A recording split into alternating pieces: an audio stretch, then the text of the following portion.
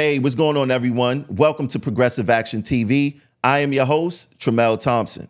Now, some people was accusing me of being biased because I did not cover the Daily News article or the MTA IG's investigation regarding Flatbush Depot Chairman Richard Thorne.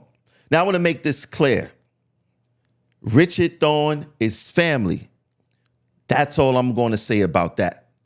But since some people want me to cover the story, I'm going to actually uncover the story and show you guys how Richard Thorne was set up to retire before his time. So if you've been living under a rock, the MTAIGs put out in February 2024 their investigation of Richard Thorne, right? Now, this investigation spanned it from August 2022 all the way to July 2023, right? Now, in this investigation, they spoke to a whole bunch of supervisors.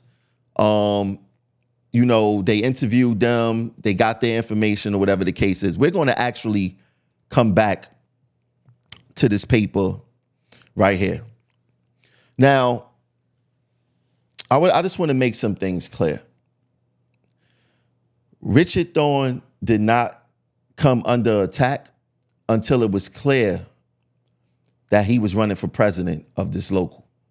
And just like how the union administration, Stand United, AKA Members First, do all the time, they use management to attack their adversaries, right? And this is exactly what happened here.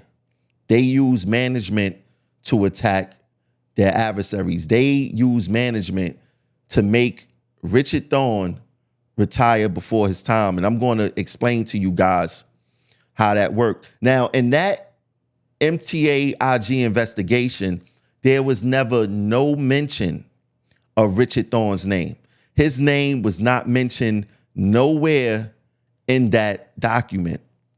But coincidentally, when this article came out in the Daily News earlier this month, it mentions Richard Thorne's name, as you can see underlined. So how did that happen if the union only knew and management only knew? It's one of the two who did it, right? Now, like I said, the union has a track record. Stand United, AKA Members First, have a track record of using management to attack their adversaries. Now, I want to bring back up this paper right here. In this document, and I'm going to read off a line where I have it sectioned off in the red. It says, after receiving a complaint, OIG investigated allegations that a chairman was not present to work the 5 a.m. and extra at the depot, right? Now, when the MTAIGs get these complaints, best to believe these complaints come from union reps. They come from union reps. That's why everything be released except the person who made the complaint. So the MTA use these anonymous sources as a way to cover for the union. Now, with section off in the blue, it says, in conducting its investigation, OIG staff interviewed the chairman, the GST, a former supervisor at the depot, and other New York City transit administrators, right? Now, who could those other transit administrators be? Now, sometime back in late August, definitely first week in September, Fresh Pond Depot chairman Andre Armstrong had a cookout. And somebody was at that cookout, in which I found strange, and I posted about it at the time. And I'm going to show you guys some of these pictures. On the left, in like the peach shirt, that is the vice chairman of Fresh Pond. The guy in the middle is Lloyd Bailey. Lloyd Bailey is the highest ranking manager in buses for TA Surface, right? And then to the right with the microphone, you have Depot Chairman, Fresh Pond Depot Chairman, Andre Armstrong. Now you see them greeting this guy. He's friends with them. You see pictures of who was even at the cookout. You got Andre Armstrong. You have LaTanya. You have Richard Davis, who is the current president right now. In the middle, you have Richard Thorne. You have Donahue Clark next to Thorne. You have the other vice chairman of Fresh Pond on the other end. So you have all of these union officials in the building with Lloyd Bailey, a manager, a high-ranking manager who has a history of taking people out of service, harsh discipline, heavy, what they call it, big stick management. That's what they say Lloyd Bailey is. In fact, I want to play a video from the cookout so you can see how enthusiastic Andre Armstrong was to have this manager as cookout. Just want to say a couple of special hellos to my dear friend here, Richard Davis, the president of the union. Because as most of us in this backyard know, without this union, this place is nothing. So this house was union built and it is union lived. So I just want for everybody to have a good time. Please. These fingers are not for heat. There's somebody in the back. Oh. Big up labor relations all the way. All right. Okay. Come up front, man. Because all out there tonight, Mr. Bailey himself. Okay. So tonight is the night, people, to enjoy yourself. Enjoy yourself. Enjoy yourself and be most responsible. Every case that comes the union thing. They're not the union thing, my brother. The money, I'm a friend. So enjoy yourself and thanks very much for coming. And be safe going home, all right? Nice. God bless. Thank you. Big up labor relations. Andre Armstrong was real happy to have this transit administrator in the building. Now let's go back to that paper that I just had up. Let's look at what's sectioned off in the blue again. In conducting its investigation, OIG staff interviewed the chairman, the GST, a former supervisor at the depot, and other New York City transit administrators. Could that transit administrator been Lloyd Bailey? Because let's think about it. They said they interviewed a former supervisor that worked at the depot. They interviewed the general. They interviewed the chairman himself. Why would they need to speak with anyone else outside of that depot regarding this situation? So now let's think about this for a second. Lloyd Bailey was at that cookout late August 2023 to the first week in September 2023. That's when that cookout was held, right? You trying to tell me that this high-ranking manager did not know that Richard Thorne was under investigation the whole time? You can't tell me that, right? And like I said, this union administration, Stand United, AKA Members First, love to use management to target their adversaries. Anyone who may be threatening to their position, they would do it. We seen it happen last election when the TA Surface reps that ran up under me had to go down to SIR. That's the investigation unit for New York City Transit, for something that the union administration said that they did.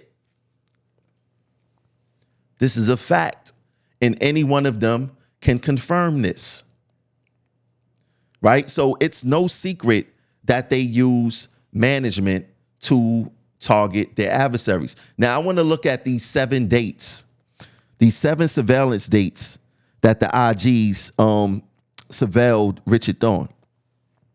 Now, like I said, it went from August 3rd, 2022, August 4th, 2022, August 9th, 2022, and then August 18th, 2022. Then it skips to October 20th, then October 25th, And then it takes a long break, jumps into 2023, July 31st, right? Now, I'm going to let you guys in on some information that you may not be privy to. Richard Thorne has a brother that works in the track department or used to work in the track department. For some odd reason, a brick or a large chunk of cement fell on Richard Thorne brother's head, right? Now, Richard Thorne brother is an activist just like Richard Thorne. And not for 1 second do I believe that that was an accident.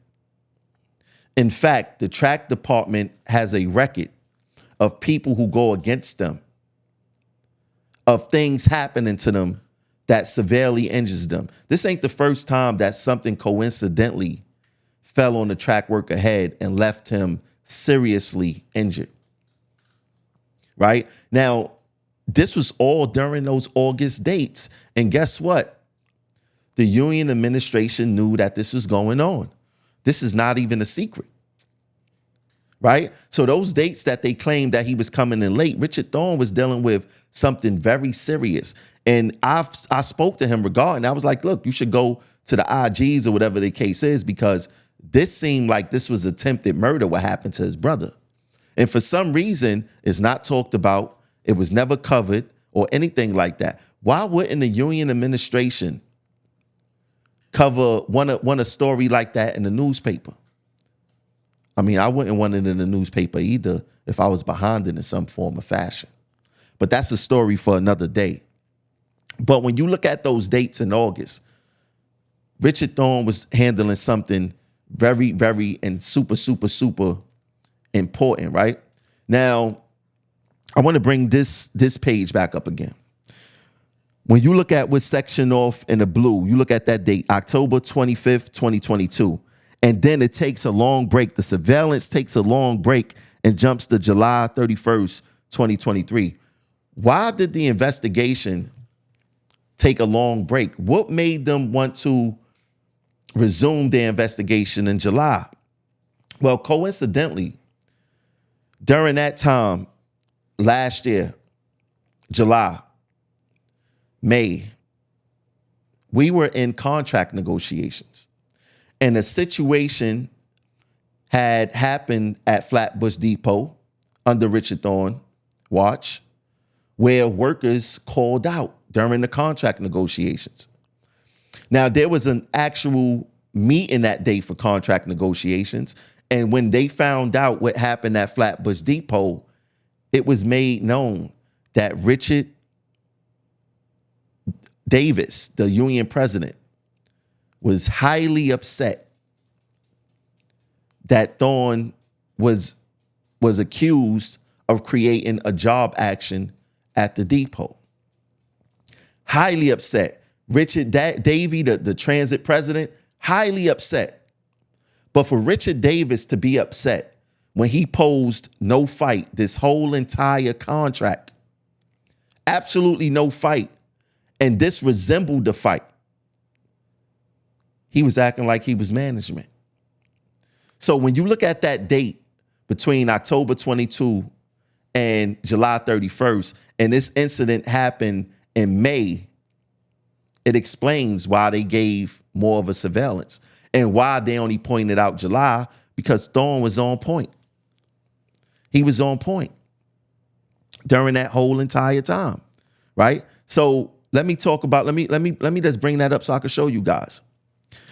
MTA and TWU Local 100 failed to reach contract agreement. Talks stalled over wages and COVID benefits.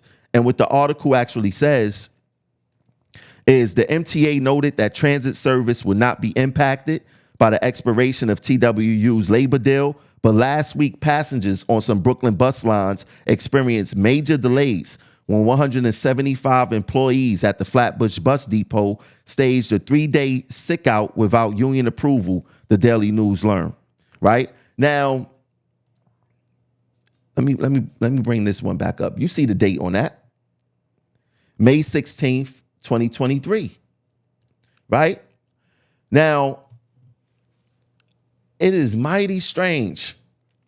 Out of all the bus deep chairmen in New York City Transit, the only one who was surveilled was the one who's not in their gang, the one who posed a threat to their administration, and the only one who was putting feelers out there that he was going to run for president. Do you guys find that strange and suspicious? Now, Richard Thorne was smart.